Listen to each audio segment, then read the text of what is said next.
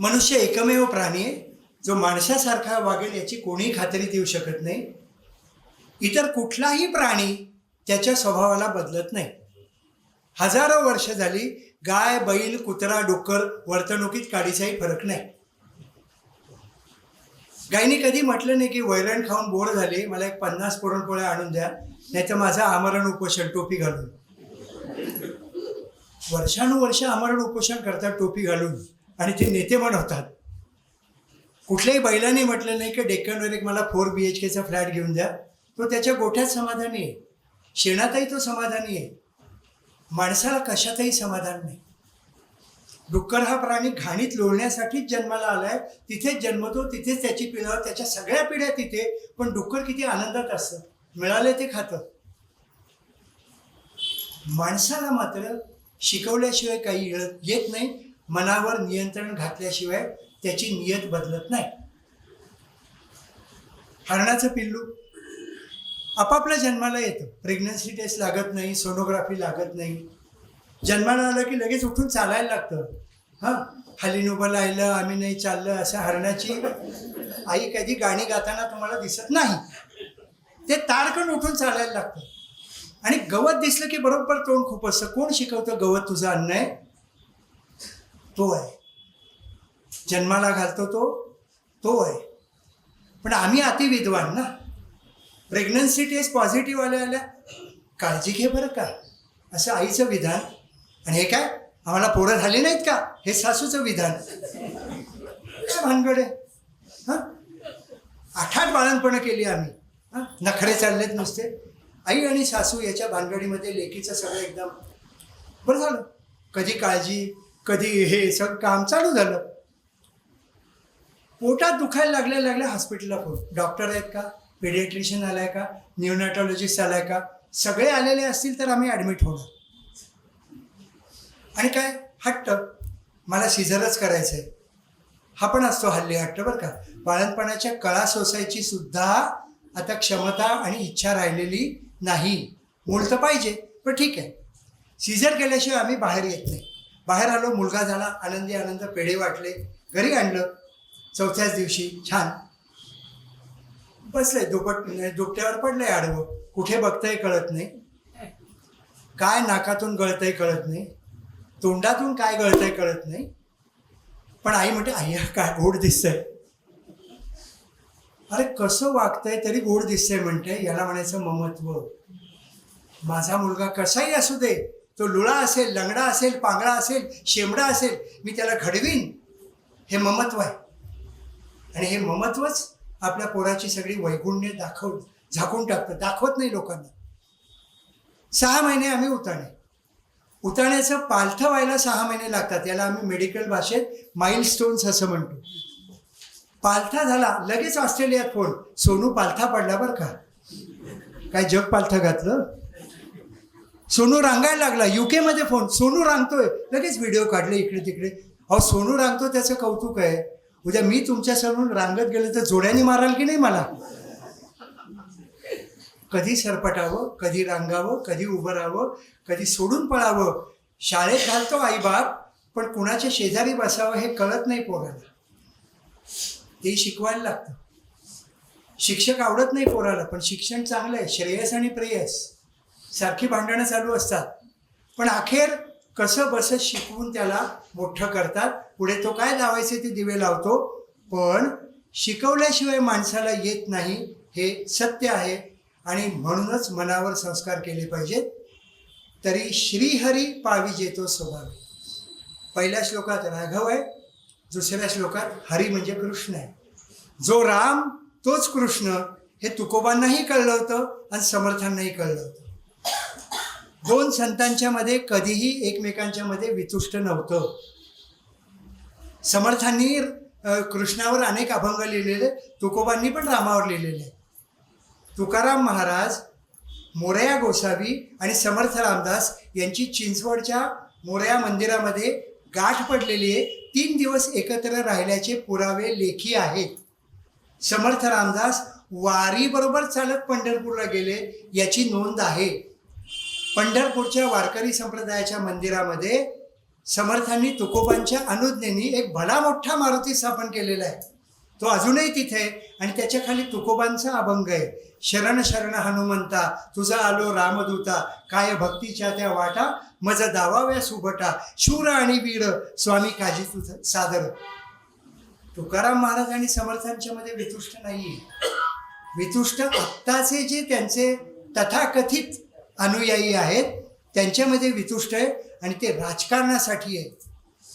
संतांना नावं ठेवणं हे राजकारण्यांनी चालू केलं आहे. समर्थ रामदास ब्राह्मणवादी होते असं म्हणणाऱ्या लोकांना समर्थांनीच उत्तर दिलंय. भोवरवाडीला एका उत्सवामध्ये 1000 ब्राह्मण जेवायला येणार होते. ब्राह्मण काही कारणाने रुसले. समर्थांनी हरिजन वस्तीतलं 1000 दाम्पत्य जवळ समोर बोलवून घेतली, त्यांना वस्त्र दिली, त्यांचे पाय धुतले आणि त्यांना जेवायला घातलं. जातीपातीत भेद नाही आहे समर्थांचा. अनाथांचा नाथ रे त्याला कैसी जात रे, चोखा मेळ्या संगे जेवी दही दूध भात रे, हे समर्थांचं वचन आहे. का जो भेटे नर धेड महार चांभार, त्याचे राखावे अंतर या नाव भजन, ही समर्थांची भजनाची व्याख्या आहे. ब्राह्मणाचे ब्रह्म ते सोवळे, शूद्राचे ब्रह्म ते ओवळे, ऐसे आगळे वेगळे तेथे असेच ना, उंच ब्रह्म रायासी नीच ब्रह्म परिवारासी, ऐसा भेद तयापाशी मुळीच नाही, असं समर्थ म्हणतायत. ऐसे कैसे रे सोवळे ब्राह्मणा, जे शिवता होत असे ओवळे, अरे विटाळेची जन्मला विटाळेची वाढलास, विटाळेची मेलास सावकाश, हाडा मासाच्या सगट मुळ्या पाणीये सोवळ्या होतील कैशा, असं समर्थ ब्राह्मणांना बजावतायत. ब्राह्मणे धर्म बुडविला असं समर्थ 400 वर्षापूर्वी म्हणतायत. आत्ताचेच ते ब्राह्मण किती वाया गेले त्याचा विचारच करायची गरज नाही. पण समर्थांना ब्राह्मण धार्जिणे म्हणणाऱ्या लोकांनी या ओव्यांचा अभ्यास केलाय का कधी? तरी श्रीहरी पाविजे तो स्वभावे, हे त्यांनाच कळलं. जो राम तोच कृष्ण, जे रामदास तेच तुकोबा, तेच नामदेव, तेच ज्ञानोबा, साधू दिसती वेगळाले परी ते स्वरूपी मिळाले, अवघे मिळून एकची झाले देहातीत वस्तू, हे ज्याला कळलं त्याला 2 ओळींचा अर्थ कळला. गमुपंथ आनंद या राघवाचा, आणि तरी श्रीहरी पाविजे तो स्वभाव. जनी निंदते सर्व सोडवून द्यावे, प्रत्येक शब्दावर वजन आहे. जनी निंदते सर्व सोडवून द्यावे आणि जनी वंद्यते सर्व भावे करावे. अष्टसात्विक भाव दाटून येऊन संतांनी जे चांगलं सांगितलंय त्याचंच अनुकरण करा तुम्ही आणि मनःपूर्वक करा. प्रभाते मनी राम चिंतित जावा, प्रत्येक शब्दावर वजन आहे. प्रातःकाल झोप छान झालेली असते म्हणजे व्हायला पाहिजे. टी व्ही बघत जर जागला नाही तर होते. प्रभाते ब्राह्ममुहूर्त आहे. सगळे शरीरातले ॲड्रेनालिन नॉर ॲड्रेनालिन पुन्हा तयार झालेले असतात. एनर्जी खूप हाय लेवलला असते. कुठे? मनी काय? राम काय करा? चिंतन. प्रभाते मनी राम चिंतित जावा, पुढे वैखरी राम आधी वदावा. जिभेने तर बोलच, पण आधी श्वासावर बोल, म्हणजे कंठस्थ वाणी. तेही जमायला लागलं. हृदयामध्ये राम या शब्दाचा अर्थ समजून घे. रम हे सूर्यबीज आहे, त्या बीजाचा अर्थ हृदयामध्ये. पश्यंती वाणी ते पण जमायला लागलं. तुकारामच झाला. अजून अलीकडे जा परावाणीमध्ये, जिथे शब्द नाही, जिथे श्वास नाही, जिथे अर्थ नाही, तरीही नामस्मरण चालू आहे, ती परावाणी. उफराट्या नामे तरला वाल्मिकी, याचा अर्थ तो मरामारा म्हणायचा, त्याचं रामराम झालं, गोष्टीसाठी ठीक आहे. उफराट नाम म्हणजे परावाणी, तर जप आहे तो. म्हणून पुढे वैखरी राम आधी वदावा. सदाचार हा थोर सांडून येतो. सताम आचार आणि सत आचार असे 2 त्याचे भेद करता येतात. सताम म्हणजे सज्जनांचं आचरण, सत म्हणजे सत्य ते आचरण. सदाचार हा थोर. वरदानंद भारती नावाचे एक मोठे संत होऊन गेले, ज्यांची या शतकातली संजीवन समाधी आहे. पूर्वाश्रमीचे अनंतराव आठवले, आयुर्वेदिक कॉलेजचे प्रिन्सिपल, वयाच्या 40व्या वर्षी VRS घेतली, नंतर कीर्तन प्रवचनं केली, संन्यास घेतला आणि संन्यास घेतल्यावर 80पेक्षा जास्त आध्यात्मिक पुस्तकं लिहिली. त्यांच्या पुस्तकातली एक कथा आहे. भगवे कपडे घातलेला एक साधू रस्त्याने चालत येतोय. टिळा माळा, मोठ्या रुद्राक्ष, हातामध्ये दोन्ही हातात जपमाळा. बहुतेक नुकताच चॅनलवरून मुलाखत देऊन आलेला असणार. येतो. दुसऱ्या बाजूनी बिल्डिंगच्या बांधकामावर काम करणारा एक पखालवाला, पाणी घालणारा माणूस, तो पण चालत येतो.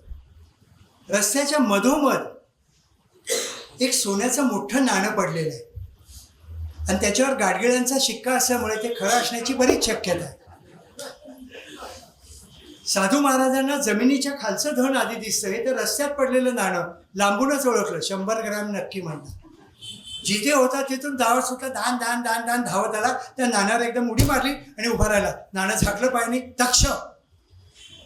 पखालवाल्याला आश्चर्य वाटलं, आत्ता बरा होता हा, काय झालंय त्याला. जाऊ दे बरं, आपण बरं ना आपलं काम बरं. 2-2.5 तास काम केलं, घामाघूम झाला, भाकर तुकडा खायला खाली आला. साधू जागच्या जागीच. दुपारच्या 12च्या टळटळीत उन्हात. पखालवाला म्हणला, महाराज आपल्याला काही अडचण आहे का? आपल्याला मार्ग कुठला, पत्ता वगैरे? हा, तू कोण माझा मार्ग दाखवणार?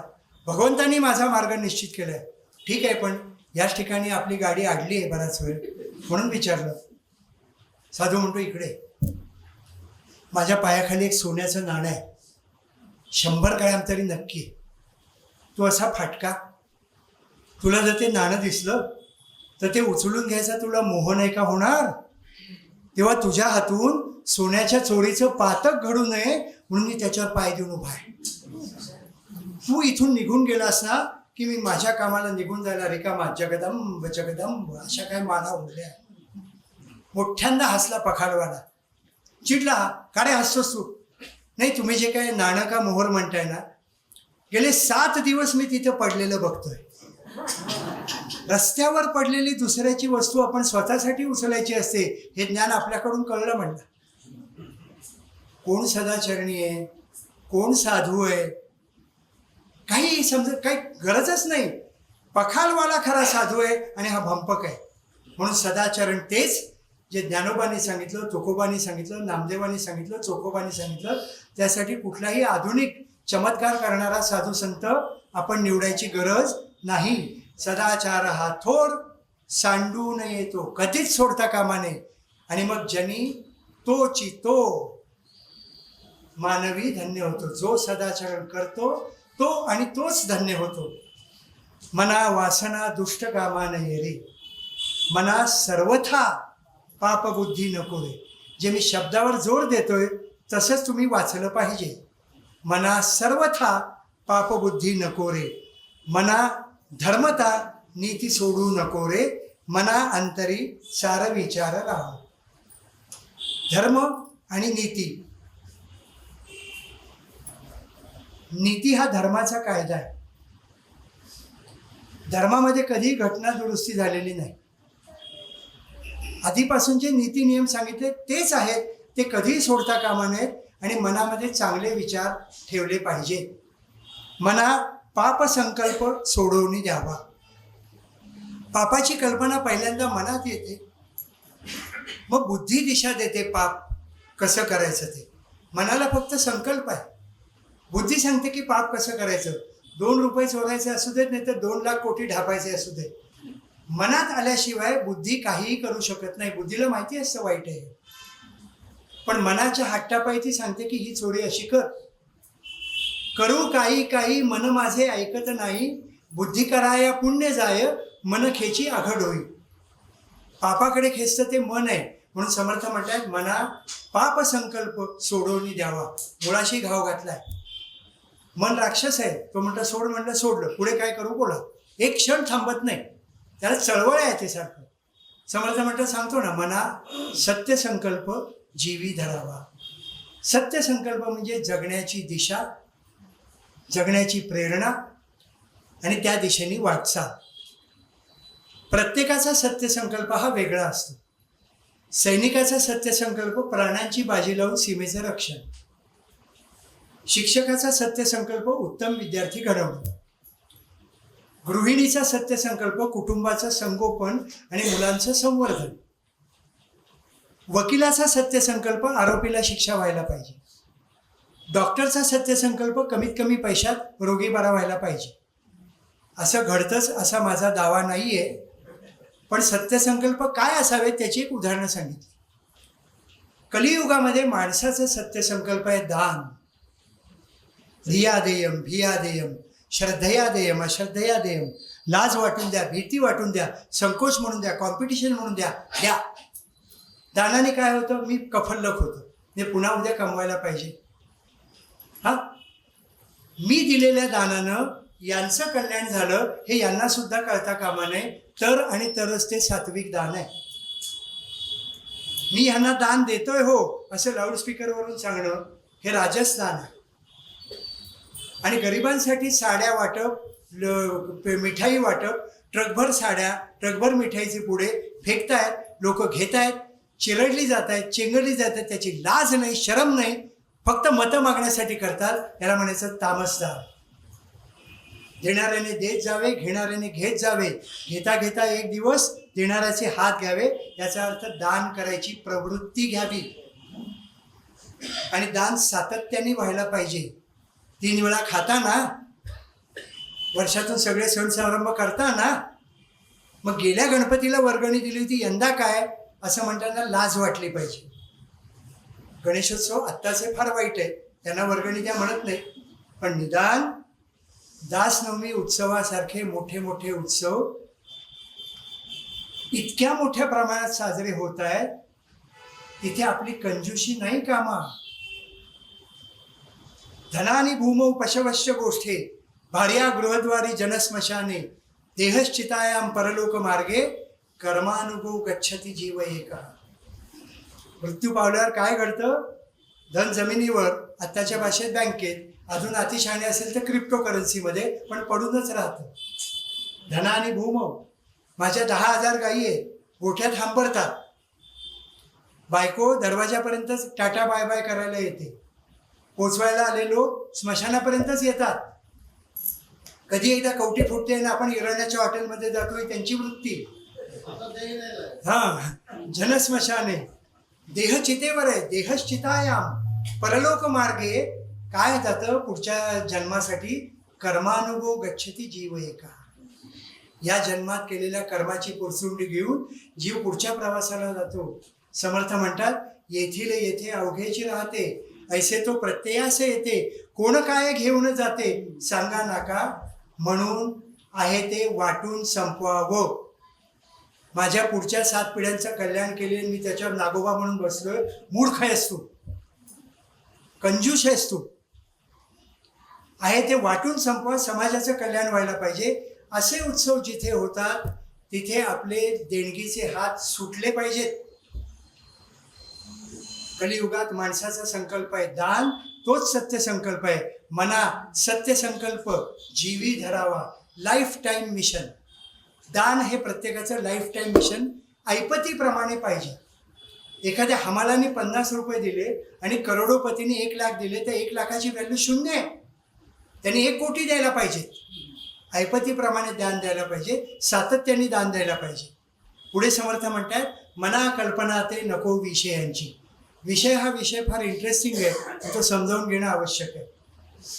श्रोत्रम चक्षुः स्पर्शनंच रसनम घ्राणमेवच अधिष्ठाय मनश्चाय विषयान उपसेवते. कान, डोळे, नाक, चव घेणारी जीभ आणि त्वचा ही माणसांची ज्ञानेंद्रिय आहे. बोलणारी जीभ, हात, पाय, गुद आणि उपस्थ ही माणसाची कर्मेंद्रिय आहे. आता आपण ज्ञानेंद्रियांविषयी बोलतो. या 5 ज्ञानेंद्रियांना परमेश्वराने 5 विषय नेमून दिलेले आहेत. विषय म्हणजे काम, शब्द, स्पर्श, रूप, रस, गंध. डोळे दाखवतात, डोळ्यांचा विषय रूप. कान ऐकवतात, कानाचा विषय शब्द. जीभ चव सांगते, जिभेचा विषय रस. नाक वास सांगतं, नाकाचा विषय गंध. आणि त्वचेला स्पर्श ज्ञान आहे, त्वचेचा विषय स्पर्श. लाखो वर्ष झाली, अब्जावधी माणसं या पृथ्वीवर आली आणि मेली, पण ज्ञानेंद्रियांनी त्यांच्या कामात ढवळाढवळ केलेली नाही. नेमून दिलेलं काम परमेश्वरांनी नेमून दिलेलं आहे. तोंडातला घास नाकात घासला तर चव कळत नाही. कानात बोळे घातले तर भीमसेन गातात काय आणि राम साठे गातात काय, फरक कळत नाही. नाकात बोळे घातले, शेणाचा सडा घातला काय आणि अत्तराची बादली ओतली काय, फरक कळत नाही. नेमून दिलेलं काम करणं हे इंद्रियांचं काम आहे, ते इमाने इतबारे करतात. पण मन नावाचा चमत्कारिक प्राणी प्रत्येक इंद्रियाच्या कामात क्षणाक्षणाला घोटाळा करतो आणि आपल्या आयुष्याची बर्बादी करतो. कशी? डोळे दाखवत आहेत व्याख्यान चाललंय, तेच डोळे दाखवत आहेत घड्याळात 7:10 झालेत. बघितलं, एकाने तरी बघितलं. तेच डोळे दाखवत आहेत शेजारी नवरा बायकोचं भांडण चाललंय. जे आपल्या घरी रोज घडतं ते तिकडं वाकून बघायचं, आपलं ठेवावं झाकून आणि तिकडं पाहावं वाकून. डोळे सगळं दाखवतात, पण काय पाहायचं हे मन ठरवतं आणि ते एकाग्र नसेल तर ते भरकटतं.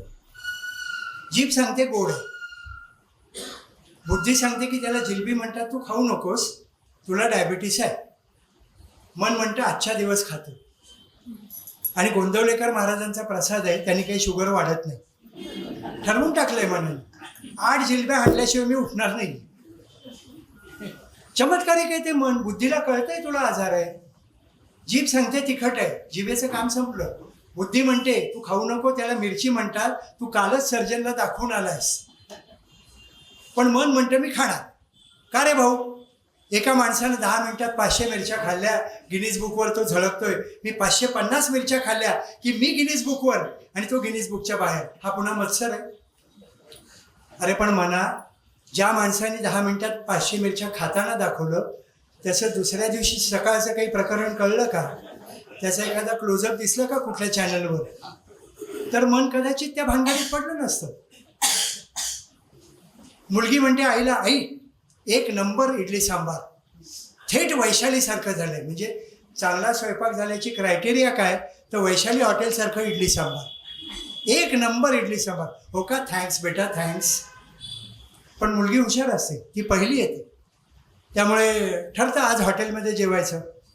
आमच्या काळी पहिला नंबर आला तर आई फक्त औक्षण करायची आणि तोंडात साखर द्यायची. ऐपतच तेवढी होती. आता चांगलं असो वाईट असो, आम्ही सगळं बाहेर जाऊन सेलिब्रेट करणार. 12 असो नाही तर 12. आज 12 आहे, आमच्याकडे सुतक आहे, आम्ही बाहेर चाललो जेवायला. ठरलं बाहेर जायचं जेवायला, सगळ्यांना बोलावलं. भांडणं चालू, कुठे जायचं जेवायला. एक म्हणतो हे, एक म्हणतो ते. मग ते कोणीतरी वडील म्हणतात श्रेयसमध्ये जाऊ जेवायला. हो पण तिथेच का जायचं? तिथे की नाही अगदी घरच्यासारखं जेवण मिळतं. घरी जेव की मग. घरी असताना हॉटेलची आठवण, हॉटेलमध्ये असताना घरची आठवण म्हणजे मन. चमत्कारिक आहे ते, शब्दात अडकतं. म्हणून याचं भाषण आवडतं, त्याचं आवडत नाही. ते रूपात अडकतं. म्हणून ही उंच, गोरी, काळी, ठुसकी, नकटी, चपटी, सगळे भिन्न भिन्न भिन्न भेद. शब्दात अडकलं म्हणून भीमसेन आवडतो, लता आवडत नाही, किंवा अमुक तमुक. स्पर्शात अडकलं म्हणून लुसलुशीत, झुळझुळीत, काय सळसळीत सगळे वस्त्रांचे प्रकार झाले. झाकतंय ना, पुरे ना तेवढं. पण सगळ्यात अडकलं आणि जे करायचं तेच करत नाही. मना कल्पना ते नको विषयांची, विकारे घडे हो जनी सर्व चीची. मनाला एकदा का तो विकार जडला की लोकांमध्ये चिथू व्हायला वेळ लागत नाही. समर्थांनी पुष्कळ श्लोक लिहिले. माझ्या घड्याळाकडे लक्ष आहे. हां, म्हणजे तुम्ही बघायची गरज नाही. हां, तर बरेच काही श्लोक लिहिले. त्याच्यामध्ये काही दशकं आहेत, काही पंचकं आहेत. एखादा विषय पुन्हा पुन्हा ठसवायचा असेल तर पालुपद म्हणतात, शेवटची ओळ. जगी धन्य तो दास सर्वोत्तमाचा, नृपेक्षी कदा रामदासाभिमानी, नृपेक्षी कदा देवभक्ताभिमानी. तुटे वाद संवाद तो हितकारी, प्रभाते मनी रामचिंतित जावा. अशी काही काही दशकं आणि पंचकं समर्थांनी विषय तुमच्या मनावर ठसवण्यासाठी पुढे पुढे मनाच्या श्लोकामध्ये लिहिलेली. पहिल्या 20 श्लोकांमध्ये साधारणतः डूज अँड डोंट्स, काय कर किंवा काय करू नको एवढंच सांगितलं. त्याच्यामध्ये त्यांनी अचानक मृत्यूचंही निरूपण घातलेलं आहे. 3 ते 4 श्लोकामध्ये मृत्यूचं निरूपण आहे. मना सांगपा रावणा काय झाले, अकस्मात ते राज्य सर्वही बुडाले. त्याचं कारण दिलंय त्यांनी. म्हणून कुडी वासना सांडी वेगी, बळे लागला काळ हा पाठी लागी. मृत्यू येतोय तुमच्या मागे. जीवा कर्मयोगे जनी जन्म झाला. जन्म झालाय कारण मागचं काहीतरी कर्म राहिलेली आहेत ती पूर्ण करायला जन्म झालाय. जीवा कर्मयोगे जनी जन्म झाला, परी शेवटी काळमुखी निमाला. महाथोर ते मृत्यूपंथेची गेले, किती एकते जन्मले आणि मेले. मृत्यू न म्हणे हा थोर, मृत्यू न म्हणे हा चोर, मृत्यू न म्हणे हे अवतार भगवंताचे. मृत्यू निरूपण नावाचा एक दासबोधात समास आहे, तो प्रत्येकाने अवश्य वाचला पाहिजे, म्हणजे आपल्याला मृत्यूची भीती वाटत नाही. मना पाहता सत्य हे मृत्यूभूमी. हा मर्त्य लोक आहे. सत्य काय आहे तर मृत्यू हाच सत्य आहे. मना पाहता सत्य हे मृत्यूभूमी, जिता बोलती सर्व ही जीवमी. चिरंजीव ही सर्व हे मानिताती, अकस्मात सांडोनिया सर्व जाती. गटारातले किडे कसे वाहून जातात तसे मी म्हणणारे एका क्षणात काळाच्या ओघात जातात. समर्थ पुढे म्हणतात, मरे एक त्याचा दुजा शोक वाहे. अकस्मात तोही पुढे जात आहे. तोही मृत्यूकडे चाललाय. इथे छाती पिटोय आत्ता, पण तोही चाललाय पुढे. त्याचं कारण त्यांनी दिले लगेच पुढे. पुरे ना जनी लोभ रे क्षोभ त्याते. लोभ शिल्लक राहतो म्हणून त्याचा क्षोभ होतो. आणि म्हणवनी जनी मागुता जन्म घेते. असे अनेक श्लोक आहेत मनाचे. त्याच्यामधलं जगी धन्य तो दास सर्वोत्तमाचा असं एक जे दशक आहे ते समर्थांचं स्वतःचं आत्मचरित्र असं मला वाटतं. सगळ्यांनाच वाटतं जे विचार करते तुम्ही जर ते नीट वाचलं तर तो दास कसा असावा त्याचं त्यांनी वर्णन केलेलं आहे. श्लोक क्रमांक 47 ते 55 याच्यामध्ये जगी धन्य तो दास सर्वोत्तमाचा. त्याचा एखादा श्लोक आपण घेऊ, वेळेची मर्यादा आहे. क्रमी वेळ जो तत्वचिंतानुवादे, न लिंपे कदा दंभवादे विवादे, करी सुख संवाद जो उगमाचा, जगी धन्य तो दास सर्वोत्तमाचा. क्रमी वेळ जो तत्वचिंतानुवादे, तत्वांचं चिंतन, त्याचा अनुवाद आणि त्याचं अनुशीलन हे सगळं या एका शब्दात अपेक्षित आहे. तत्व काय आहेत तर 84 तत्वांचा आपला देह बनलेला आहे. अंतःकरण, मन, बुद्धी, चित्त आणि अहंकार याला सूक्ष्म देह असं म्हटलंय. आणि हाड, मांस, रक्त, फॅट जे काही शरीराचा देह बनलेला आहे त्याला स्थूल देह असं म्हटलं. सूक्ष्म देह स्थूल देहाचं नियंत्रण करतो. आणि हे सूक्ष्म देह आणि मनबुद्धी अहंकार याच्या मिळून अष्टधा प्रकृती आहे. पंचमहाभूत आणि मनबुद्धी अहंकार या सगळ्याची मिळून अष्टधा प्रकृती. अष्टधा प्रकृतीचा हा आपला देह झालेला आहे. या देहामध्ये जी वेगवेगळी तत्व आहेत ती आपल्या शरीरात आहे, तीच बाहेर सगळीकडे. याला म्हणायचं पिंडी ते ब्रह्मांडी.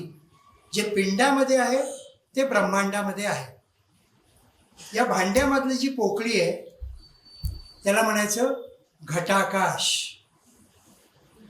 हात काढला, ही पोकळी या खोलीतल्या पोकळीमध्ये समाविष्ट झाली, याला म्हणायचं मठाकाश. ही बिल्डिंग समजा वगळली, खिडक्या उघडल्या, इथलं आकाश बाहेरच्या आकाशामध्ये विलीन झालं, त्याला म्हणायचं महदाकाश. आणि त्याच्या पलीकडे ते बृहदाकाश. हेच आकाश तत्व सगळीकडे आहे. ही पृथ्वी, जमीन पृथ्वी आहे, बिल्डिंग पृथ्वी आहे, झाडं पृथ्वी आहेत. जे काही जे दृश्य स्वरूपात आहे, ज्याला वजन आहे, ज्याला आकार आहे, ते पृथ्वी तत्व आहे. जलतत्व तर दिसतंच. समुद्र आहे, तळं आहे, मोठमोठे बांधलेली धरणं आहेत, तळ आहेत. हे जलतत्व बाहेर आपल्याला दिसतं. पण आता आपल्या देहातल्या तत्वांचा विचार आपण करायचा आहे. माझं वजन 72 किलो आहे. हे माझ्या शरीराचं पृथ्वी तत्व आहे. माझ्या डोळ्यामध्ये अश्रू आहे, नाकामध्ये सिक्रिशन्स आहे, तोंडामध्ये लाळ आहे, जठरामध्ये पाचक रस आहे, इंटेस्टाईन्समध्ये पाचक रस आहे, शरीरामध्ये सगळ्या धमन्यांतून फिरणारं रक्त आहे. त्या रक्ताचा पेशी हा घटक वेगळा आहे आणि प्लाझ्मा हा घटक वेगळा आहे. पेशी वेगळ्या, प्लाझ्मा वेगळा. शरीरामधून उत्सर्जित होणारी द्रव्य आहेत, युरिन आहे, स्टूल आहे. जेवढं म्हणून माझ्या शरीरातला द्रव पदार्थ आहे ते बाहेरच्या आपतत्वाचा एक भाग आहे. पृथ्वी तत्व, आपतत्व. बाहेर सूर्य आहे, त्याचं तेज आहे. चंद्र आहे, त्याचंही वेगळं तेज आहे, पण तेज आहे. वन्नी, अग्नी आहे, त्याचं तेज आहे. हे सगळं भूकंप, वीज, त्याचं तेजतत्व आहे.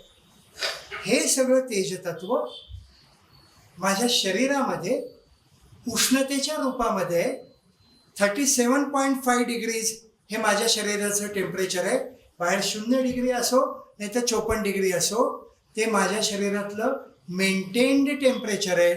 ते माझ्या शरीराचं तेजतत्व आहे. ताप आला तर हात लावून कळतं, पण डोळ्यातलं तेज आपल्याला दिसतंच. माणूस मेलाय की नाही हे बघायला डॉक्टरनी सांगायची गरज नाही. थिजलेले डोळे सांगतात हा संपलाय बहुतेक. ते तेजतत्व प्रकट कुठे होतं? डोळ्यामध्ये. मूळ तेजतत्व मगाशी मी सांगितलं होतं, पृथ्वी, आप, तेज, वायू. मी श्वास घेतोय आणि श्वास सोडतोय. 21,600 जपा मनवनी नेमिली अजपा. समर्थांनी अजपा जप नावाचा एक समास लिहिलेला आहे.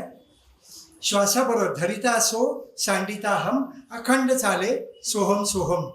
प्रत्येक श्वासाबरोबर श्वास घेताना सो आवाज येतो, सोडताना हम आवाज येतो. असं माणूस 21,600 वेळेला दिवसातून श्वास घेतो.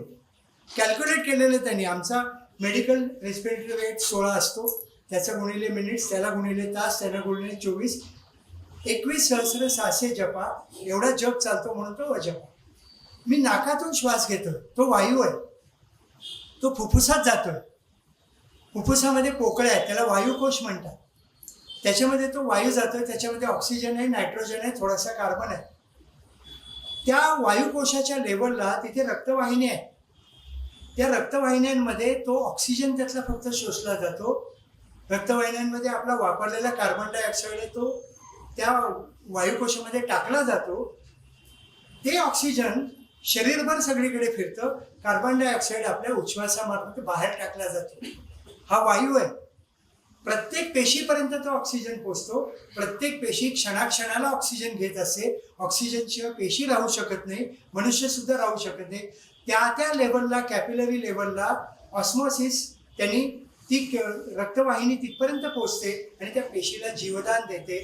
त्या पेशीमध्ये सुद्धा वायू घेतला जातो आणि कार्बन डायऑक्साईड टाकला जातो. इतकं सूक्ष्म पद्धतीने या देहामध्ये वायूचा प्रसार चालू आहे. या शरीरासारखे यंत्र आणिक नाही असं समर्थांनी सांगितले. ते उगीच नाही. वैद्यकीय शास्त्र आमचं कितीही पुढे गेलं तरी त्याची काही बोलायची गरज नाही. हे वायुतत्व आहे. आणि आकाश, मी मगाशी सांगितलं घटाकाश, मठाकाश. माझ्या डोक्यात कवटीमध्ये पोकळी आहे, त्याच्यात मेंदू आहे. माझ्या नाकाच्या आजूबाजूला सायनसेस आहेत, त्याच्यामध्ये रक्त वाहत आहे आणि श्वासाचं चलनवलन तिथे होत आहे. माझ्या ती पोकळी आहे. माझ्या अन्ननलिकेमध्ये एक पोकळी आहे, त्याच्यातून अन्न खाली जातं. जठरामध्ये पोकळी आहे. 22 फुटाचं आतड आहे, ती पण एक पोकळी आहे. ही सगळी पोकळी आहे. जिथे माझं रक्त तयार होतं त्याला बोन मॅरो म्हणतात, ती सुद्धा पोकळच आहे. प्रत्येक पेशीमध्ये आंतरद्रव्य जालिका म्हणतात, एंडोप्लाझ्मिक रेटिक्युलम, त्याही पोकळ्याच आहे. किडनीमध्ये मिलियन्समध्ये नेफ्रॉन्स आहेत, त्या ट्यूब्स आहेत युरिन तयार करणाऱ्या, त्या पण पोकळ्याच आहेत. छातीमध्ये पोकळी आहे, त्याच्यात फुफ्फुस आहेत, हृदय आहे. पोटामध्ये पोकळी आहे, त्याच्यामध्ये आतड आहे. आतड्यामध्ये पोकळी आहे. या सगळी पोकळी म्हणजे आकाश तत्व आहे. जे पिंडी ते ब्रह्मांडी हे आधी समजून घेतलं की मग तत्व झाडा किंवा तत्व निरसन होतं. क्रमी वेळ जो तत्व चिंतानुवादे तर आधी तत्व म्हणजे काय ती समजून घेतली, आणि हे म्हणजे मी नाही. याला म्हणायचं तत्वझाडा. मनोबुद्धी अहंकार चित्त आणि नाहम, न च श्रोत्र जिव्हे न च घ्राण नेत्र, न च व्योम भूमिर न तेजो न वायू, चिदानंद रूप शिवोहम शिवोहम. हा तत्वझाडा एकदा केला की मी म्हणजे देह नाही, देहबुद्धी ते आत्मबुद्धी करावी हे ज्याला समजलं त्याला खरं तत्वचिंतन समजलं. मी कोण आहे, हे जगत काय आहे, तो जगदीश्वर कोण आहे, या तिघांचा एकमेकांशी संबंध काय, माझं या पृथ्वी तलावर येण्याचं प्रयोजन काय, मी काय करणं अपेक्षित आहे, हे सगळं तत्वांचं चिंतन जो करतो तो खरा संत.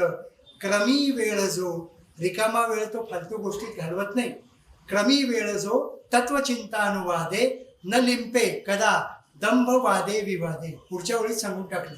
आपण जो फालतूपणा करतो तो पुढच्या ओळीत सांगितलं. न लिंपे कदा दंभ वादे विवादे. दंभामध्ये तो नाही करतो, ह्याच्यात इतकं गुरफटलाय, वाद घालत बसत नाही. कोणी वाद घातला की म्हणतो ठीक आहे तू शाळा मी चाललो. वाद म्हणजे एखादा विषय चर्चेसाठी आणणं, जल्प म्हणजे त्या विषयाच्या बाजूनी बोलणं, आणि वितंड म्हणजे त्या विषयाच्या विरुद्ध बोलणं. त्यावरून शब्द आला वितंड वाद. वाद जल्प वितंड. हां, न लिंपे कदा दंभ वादे विवादे. समर्थांनी तुटे वाद संवाद तो हितकारी, तुटे वाद संवाद त्याते म्हणावे, हे जे म्हटलेलं आहे हे सगळं याच्याशी निगडीत आहे. न लिंपे कदा दंभ वादे विवादे, करी सुख संवाद जो उगमाचा. मी कुठून आलोय, मला कुठे जायचंय, यद गत्वा न निवर्तन्ते तद्धाम परमं मम. हे ज्याला कळलं करे त्याला तो सुखसंवाद वाटतोय. करी सुख संवाद जो उगमाचा, जगी धन्य तो दास सर्वोत्तमाचा. हाचा जो दास आहे तो भगवंताचा दास आहे, अशा अर्थाचे 10 श्लोक समर्थांनी पुढे लिहिलेले आहेत. 7:30 वाजले. मनाच्या श्लोकावर एवढं पुढे दासबोधावर वेगळं प्रवचन आहे, पण मी जे क्लासिफिकेशन केलंय ते मी तुम्हाला थोडक्यात सांगतो. समर्थांनी दासबोध नावाचा ग्रंथ लिहिला. 7,756 ओव्या आहेत. श्रोते पुसती कोण ग्रंथ, काय बोलिले जी यथ, श्रवण केली याचे फळ काय आहे. समर्थ म्हणतात, ग्रंथा नाम दासबोध, गुरु शिष्यांचा संवाद, येथ बोलिला विशद भक्ती मार्ग. भक्तीचे नियोगे देव, निश्चय पावती मानव, ऐसा आहे अभिप्राव ये ग्रंथी. मना सज्जना भक्तिपंथेची जावे, तरी श्रीहरी पाविजे तो स्वभावे. म्हणजे दासबोध आणि मनाचे श्लोक समांतर चाललेले आहेत. व्यासोच्छिष्टम जगत सर्व हे थर नंतर करा. व्यासोच्छिष्टम जगत सर्वम जे म्हटलेलं आहे त्याप्रमाणे व्यासांनी स्पर्श केला नाही असा एकही विषय नाही, तसंच समर्थांनी स्पर्श केला नाही असं एकही विषय नाही. दासबोधात सगळं काही आहे.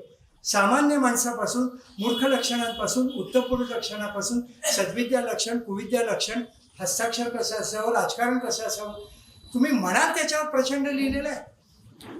तुम्ही फक्त सुरू करा वाचायला आणि जो काही आनंद तुम्हाला मिळणार आहे ना, अशक्य आहे. तर ह्या दासबोधामध्ये परदेशी शास्त्रज्ञ जे आहेत त्यांनी मॅनेजमेंट प्रिन्सिपल्स वगैरे पैसे कमवून घेतले भरपूर. सगळे मॅनेजमेंट गुरु एका बाजूला घ्या आणि समर्थ रामदास एका बाजूला घ्या, पारडं फार जड आहे. थोडक्यात काही उदाहरणं आणि मी थांबणार आहे.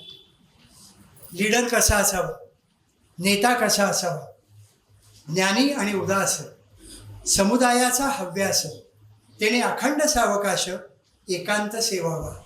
ज्ञानी आहे, निरीच्छ आहे, त्यांनी प्रेस कॉन्फरन्स नाही घ्यायची, एकांतात जाऊन बसायचं आणि विचार पक्का करायचा.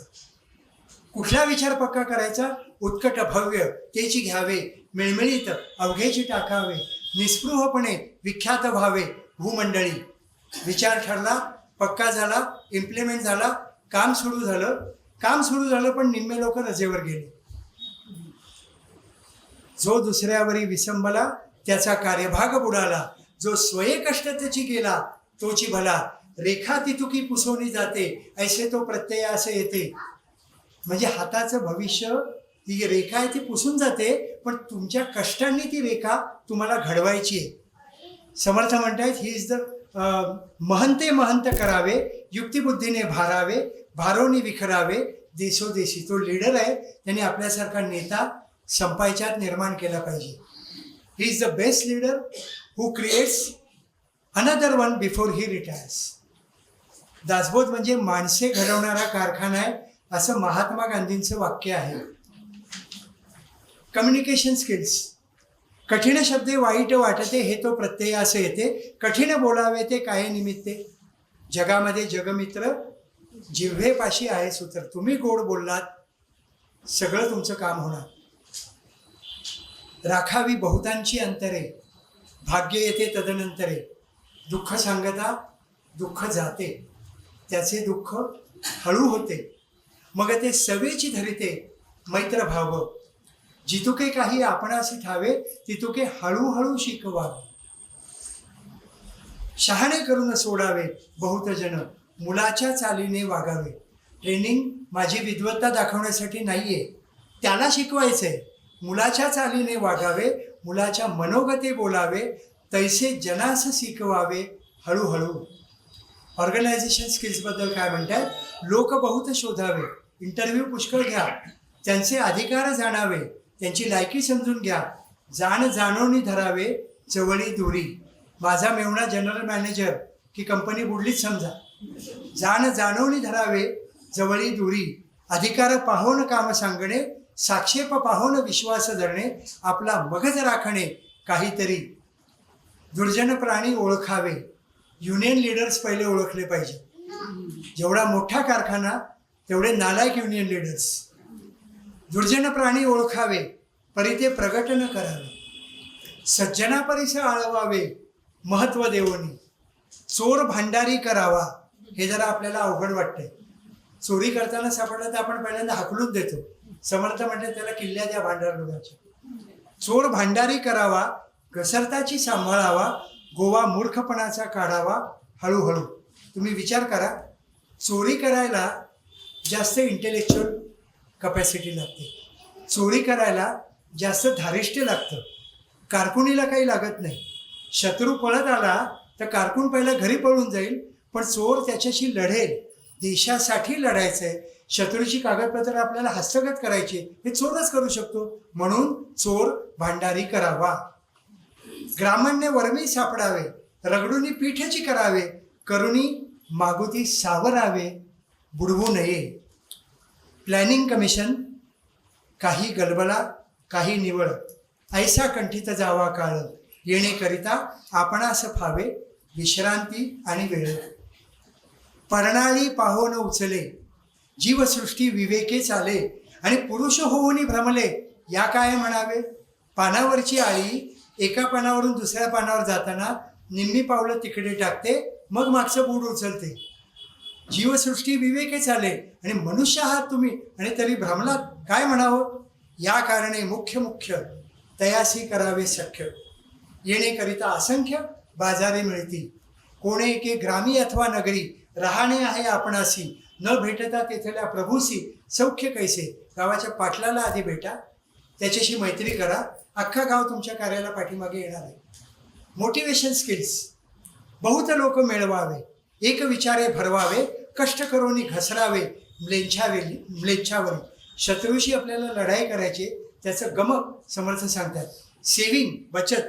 आजकालच्या क्रेडिट कार्डच्या जमान्यात समर्थ सांगतात ते बुरसटलेलं वाटेल, पण मिळविती तितिके भक्षिती. 1 तारखेला पगार झाला, 5 तारखेला चटणी, पुढे भीक मागायची 25 दिवस. मिळविती तितुके भक्षिती, ते कठीण काळी मरोनी जाती, दीर्घसूचनेने वर्तती त्याची भले. पुढचा विचार करून जे बचत करतात ते महत्त्वाचे आहे. Time management. समर्थ रामदास.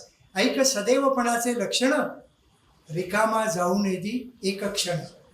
एक क्षणसुद्धा भगवत चिंतनाच्या पलीकडे तुम्ही वाया घालवता कामा नये. Water management. पाण्याचा तुटवडा आहे आपल्याकडे, त्यांच्याही काळी होता. समर्थ म्हणतात गिरीचे मस्तकी गंगा, तेथुनी चालली बळे, धबाबा लोटती धारा, धबाबा तोय आदळे. तेच पाणी आपल्या गावामध्ये येतं नदीमार्फत. नदी वाहून जाते, आपला कचरा त्यातच असतो, हायसिंथ उगवतं त्याच्यात, पाणी निघून गेलेलं आहे, नदीचे उदक वाहत गेले, तो ते निरर्थकच आलेले. जरी बांधवणी काढिले नाना तीरी कालवे, उदक निघेने वर्तविले नाना जिनसी पीक काढिले, पुढे उदकची जाहले पीक सुवर्ण, पाण्याचं सोनं करायची योजना, water management bye Samarth Ramdas. Family planning, स्वतः लग्न न करता विश्वाचा प्रपंच ज्यांनी चालवला ते रामदास आहेत. ते म्हणतात लेकुरे उदंड झाली, ते तो लक्ष्मी निघून गेली, बापुडी भिकेस लागली, अन्न खाया मिळेना, दिसेंदिस खर्च वाढला, यावा होता तो कुंठून गेला, कन्या उपवरी झाल्या, उजवावया द्रव्य नाही. काय लेकुरे खेळती धाकुटी, एक कटी एक पोटी, ऐशी घरभर झाली दाटी, कन्या अनेक पुत्रांची. मग काही केला ताडा तोडा, विकला घरचा पाडा रेडा, आणि मग मुलीचं लग्न लावलं मोठ्या वैभवामध्ये. आपण दासबोध विसरलो आणि लोकसंख्येमध्ये पहिल्या क्रमांकाला जाऊन पोहोचलो. समर्थांचं मंदिर व्यवस्थापन याच्यावर स्फुट प्रकरण आहे पुष्कळ, दासबोधात नाही आहे. त्याच्यामध्ये मंदिर कसं असावं त्याचा मी फक्त नोट्स काढल्या. विस्तीर्ण असावं, समतल, स्वच्छ, गोशाळा असावी, गोमूत्राचं नियोजन असावं, गोमयाचं नियोजन असावं, दूध तुपत्याचं नियोजन असावं, अंगण सारवलेलं पाहिजे, रोज रांगोळी काढलेली पाहिजे, पुष्पवाटिका ब्रह्मकमळ पाहिजे, यज्ञकर्मासाठी मंदिरामध्ये नाना कुंड, समिधा आणि झाडे हवी, यात्री निवास म्हणजे गेस्ट हाऊस पाहिजे, मंदिराला गेस्ट हाऊस पाहिजे, जलाशय उत्तम असावा, पाणी पुरवठा असावा, नाटकशाळा हवी, ध्यानगुंफा हवी, दिव्यांची रोषणाई, आरती, वाद्यवृंद, नगारे, चौघडे, सनई, वेदपाठशाळा, वेदघोष, उत्सव, पालखी, दिंडी, पताका, कला प्रदर्शनासाठी 8 गॅलरी पाहिजेत म्हणतात, चित्र प्रदर्शनी. समर्थ म्हणतायत मंदिरातील बजबजपुरी आपल्याला जी दिसतीये ती ह्या लोकांची चूक आहे. धर्माला नावं ठेवायची गरज नाही. तुम्ही जर देवदर्शनाला जात असाल तर आजूबाजूचा कचरा तुम्हाला दुर्लक्षच करायला लागेल किंवा स्वतःच्या हाताने साफ करायला लागेल. त्या काळच्यासारखी मंदिरे असती तर प्रत्येकजण मंदिराचं जाऊन नसता का राहिला. त्यामुळे घाणीला नावं ठेवू नका. एक तर ती दूर करा, नाही तर तिच्याकडे दुर्लक्ष करा आणि मुख्य देवाचं दर्शन घेणं महत्त्वाचं आहे. काय म्हणतात समर्थ आहे का, पृथ्वीमध्ये जितुकी शरीरे, बघा, पृथ्वीमध्ये जितुकी शरीरे तितुकी भगवंताची घरे, आणि जितुकी घरे तितुकी मंदिरे मानली पाहिजे की. मानवता हाच ईश्वर धर्म, हेच सांगितलंय ना. नवीन काय सांगताय तुम्ही. समाजवादी लोक आम्ही नवीन शोध लावतो असं प्रत्येक वेळा म्हणतात आणि तोंडावर आपटतात. संघटनेसाठी भिक्षा मगाशीच सांगितलंय, काही भिक्षा आहे म्हणावे वगैरे वगैरे. टीम स्पिरिट काय पाहिजे तर समर्थांनी जे शिष्य निर्माण केले, उद्धव स्वामी, दिवाकर, दिनकर, भीमस्वामी, अक्कास्वामी, मुसळाराम, धोंडीबा धनगर, वेण्णास्वामी, हे सगळे शिष्य दीर्घायुष्य आहेत. समर्थ फक्त 74 वर्ष जगले, पण यातला प्रत्येक शिष्य 80 वर्षाच्या पुढे जगलेला आहे. उद्धव स्वामी 92 वर्षाचे असताना गेले, अक्कास्वामी 88. कारण प्रत्येक शिष्याकडून त्यांनी उत्तम पद्धतीने व्यायाम करून घेतलेले आहेत. तुम्हाला हॉटेल मॅनेजमेंट समर्थ काय म्हणतात ऐकायचं. हॉटेल मॅनेजमेंट, स्वयंपाकाचं नियोजन 100 ओव्यांमध्ये दिलेलं आहे. स्फुट प्रकरणांमध्ये, मानस पूजा प्रकरणामध्ये ही हॉटेल मॅनेजमेंट आहे. हां, स्वयंपाक करणाऱ्या स्त्रिया, पोशाख, लागणारी भांडी कुंडी स्वच्छ असावी, फडकी स्वच्छ असावी. किती प्रकारच्या भाज्या आणि कोशिंबिरी, 40 प्रकारची वर्णन आहे. 40 कोशिंबिरी पाहिजे. सलाड्स 250 रुपयाला आपण जी एक थाळी घेतो एवढीशी, त्यांनी सांगितले 40 प्रकारच्या कोशिंबिरी हव्या. पत्रावळ्यांची स्वच्छता हवी. पंगत कशी पाहिजे, वाढप व्यवस्था कशी पाहिजे, मुखशुद्धी, डेझर्ट, मुखशुद्धी कशी असावी. स्वयंपाक रुचकर पाहिजे आणि आजारी माणूस बरा होऊन गेला पाहिजे. आत्ताच्या खाण्याने काय होतं ते तुम्ही विचार करा. हॉटेलमध्ये गेल्या गेल्या घरी जाईपर्यंत दम दरवत नाही, कधी एकदा कुलूप उघडतोय. चवी कशा पाहिजेत, आंबट, तुरट, तिखट, खारट, गोड, तेल, तूप, दूध, लोणी, रेलसेल. लिपिड प्रोफाईल आणि लिपिड लोअरिंग एजंट तेव्हा नव्हते आणि आयुष्य चांगली होते. आत्ताचा भंपकपण आहे, आम्ही पॅथॉलॉजिस्ट आहे तरी सांगतो. फार महत्त्वाची गोष्ट आहे, स्वयंपाक करणारा, वाढणारा आणि जेवणाला सुद्धा आंघोळ केलेलाच असला पाहिजे. आता आली का पंचायत? आपण कसे जातो हॉटेलमध्ये? स्वयंपाकघरात प्रकाशासाठी स्वच्छ दिवे हवेत, प्रसन्न वातावरणासाठी उदबत्त्या हव्यात. कारखाना प्रकरण, विटांचा कारखाना कसा असावा?